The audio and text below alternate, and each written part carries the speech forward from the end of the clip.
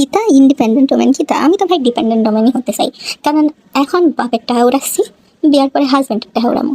দেখতেই পাচ্ছেন বাপের টাকা উড়াই উড়ে একেবারে শেষ করে ফেলাইছে। আমার বাপে আমি যা চাই তাই কিনা দেয়, হাজব্যান্ডেরও একদম সেই রকমই হতে হবে। তুমি যেমন আমার রান্নাঘরের রানী বানায় রাখতে চাও, সেরকমই রান্নাঘরের রানী বানায় রাখতে চাইলে, রান্নাঘরের যাবতীয় কাজকর্ম করাতে চাইলে, তারপরে রকমের রকমের আইটেম খাইতে চাইলে রকমের রকমের ইনগ্রিডিয়েন্টসও তোমার কিনে আনতে হবে।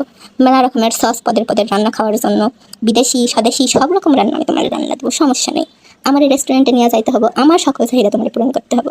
যেমন তুমি ডিপেন্ডেন্ট ওমেন চাও। রান্নাঘরে কাজ করতে করতে আমার স্কিন খারাপ হইলে আমার বাপে যেমন আমারে 10-12 হাজার টাকা বেহিসাব খরচ করে স্কিন কেয়ার প্রোডাক্ট কিনে দেয়, সেই রকমই তোমারেও করতে হইব। তাইলে আমি তোমার রান্নাঘরের রানী হইতে কোনো সমস্যা নাই। কারণ আমার স্কিনে যখন ব্রণ উঠবো তখন তুমি অন্য মেয়ের দিকে লাইন মারবা, অন্য মেয়ের পিছনে ঘুরবা, অমুকের সাথে তুলনা দিবা, তমুকের সাথে তুলনা দিবা, আমি ওগুলা সহ্য করবো। তুমি তাই মনে করছো?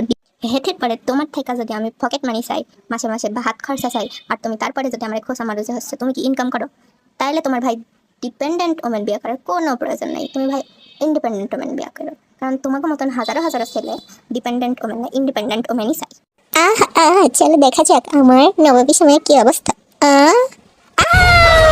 আম্মু, আমার নববী সময় কে খাইলো? কোন বেড়ায় আমার নববী সময় খাইয়া ফেললো? বানাইতে না বানাইতে